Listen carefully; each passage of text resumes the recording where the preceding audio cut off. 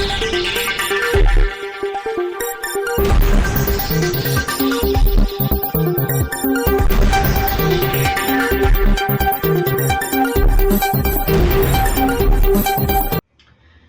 દર્શક મિત્રો, શિનોર સમાચારમાં આપ સૌનું હાર્દિક સ્વાગત છે। ડભોઈ બીએપીએસ સ્વામિનારાયણ મંદિર સભા હોલ ખાતે સ્વામિત્વ યોજના અંતર્ગત જિલ્લા કક્ષાનો કાર્યક્રમ યોજાયો। લાભાર્થીઓએ પ્રોપર્ટી કાર્ડનું વિતરણ કરવામાં આવ્યું। કાર્યક્રમમાં ડભોઈ ધારાસભ્ય શૈલેષભાઈ મહેતા, જિલ્લા કલેક્ટર વિજલ શાહ સહિત મહાનુભાવોની ઉપસ્થિત રહ્યા હતા। રાજ્ય સરકારના નવા અભિગમથી હવે ગ્રામ્ય વિસ્તારના મિલકત ધારકોને પણ પ્રોપર્ટી કાર્ડ ઇસ્યુ થનાર છે। ત્યારે સ્વામિત્વ યોજના અંતર્ગત વડોદરા જિલ્લાના 343 ગામના 45,000 કરતાં વધુ પ્રોપર્ટી કાર્ડ બનીને તૈયાર થઈ ગયા છે, જેને લઈને આજરોજ રાજ્ય સરકાર દ્વારા યોજાયેલ કાર્યક્રમ અંતર્ગત જિલ્લા કક્ષાનો કાર્યક્રમ ડભોઈ બીએપીએસ સ્વામિનારાયણ મંદિર સભા હોલ ખાતે યોજાયો હતો, જેમાં ડભોઈ તાલુકાના 51 ગામના 5,188 લાભાર્થીઓના તૈયાર પ્રોપર્ટી કાર્ડનું વિતરણ ધારાસભ્ય શૈલેષભાઈ મહેતા, જિલ્લા કલેક્ટર વિજલ શાહ, જિલ્લા પંચાયત પ્રમુખ ગાયત્રીબેન મૈડા સહિત જિલ્લા ભાજપ પ્રમુખ સતીશભાઈ નિશાળિયા, દંડક બાલુભાઈ શુક્લ, પાલિકા પ્રમુખ બીરેન શાહ, મામલતદાર પીઆર સંગાડા, પ્રાંત અધિકારી શહેર પ્રમુખ દીક્ષિતભાઈ દવે સહિત મહાનુભાવોની હાજરીમાં પ્રોપર્ટી કાર્ડનું વિતરણ કરવામાં આવ્યું। કાર્યક્રમ તકે મુખ્યમંત્રી દ્વારા કાર્યક્રમ શરૂ કરવામાં આવ્યો। આ પ્રસંગે મોટી સંખ્યામાં લાભાર્થીઓ ઉપસ્થિત રહ્યા અને કાર્યક્રમના અંતે નશામુક્તિના શપથ લીધા હતા અને ત્યારબાદ ઉપસ્થિત મહાનુભાવોના હસ્તે વૃક્ષારોપણ કરવામાં આવ્યું। રિપોર્ટર મીત માછી, શિનોર સમાચાર ન્યૂઝ, ડભોઈ।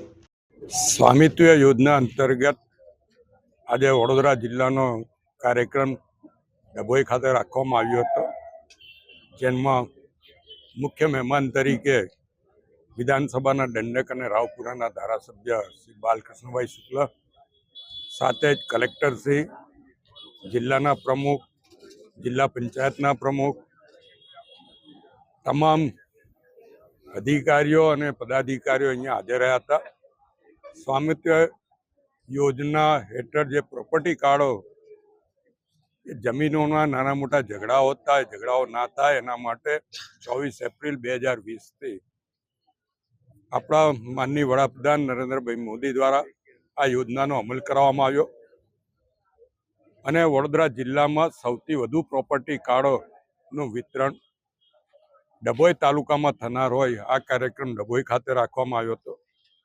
આનાથી તમામ ગરીબોને, નાના ગામડાના લોકોને પોતાની જે જગ્યા છે એ જગ્યા, એમની મિલકત, એની સંપૂર્ણ માહિતી અને એનું સર્ટિફિકેટ આપવા માટે સ્વામિત્વ પ્રોપર્ટી કાર્ડ હેઠળ પ્રોપર્ટી નિશ્ચિત થઈ જાય પછી એમના નાના મોટા જે કૌટુંબિક ઝઘડાઓ પણ ના થાય, શેડા પડોશી તરીકે જે ઝઘડા થતા હતા એ પણ ના થાય અને પોતાની મિલકત ઉપર આ પ્રોપર્ટી કાર્ડના આધારે લોન લઈને એ પોતાના પરિવારના ધંધાકીય પણ ઉદ્ધાર કરી શકે અને મકાન બાંધકામ કરવા માટે પણ એનો ઉપયોગ કરી શકે એવા શુભ આશયથી વડાપ્રધાન નરેન્દ્રભાઈ મોદીએ આ યોજનાનો અમલ કરાવ્યો છે અને આ યોજના છેક નાના માનવી સુધી પહોંચે એના માટે જાગૃતિ પણ લાવ્યા છે। આજે દેશના લોકોને સંબોધિત કર્યા છે।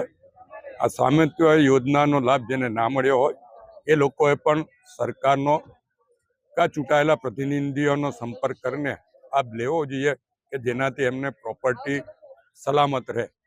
આપના મારફત ફરીવાર આવા તમામ લોકોને વિનંતી કરું છું કે મામલતદાર, ડેપ્યુટી કલેક્ટર અને એ ના હોય તો ચૂંટાયેલા પ્રતિનિધિઓ મારફત પણ આ સ્વામિત્વ યોજનાનો લાભ લે જે એમના હિતમાં છે। આભાર।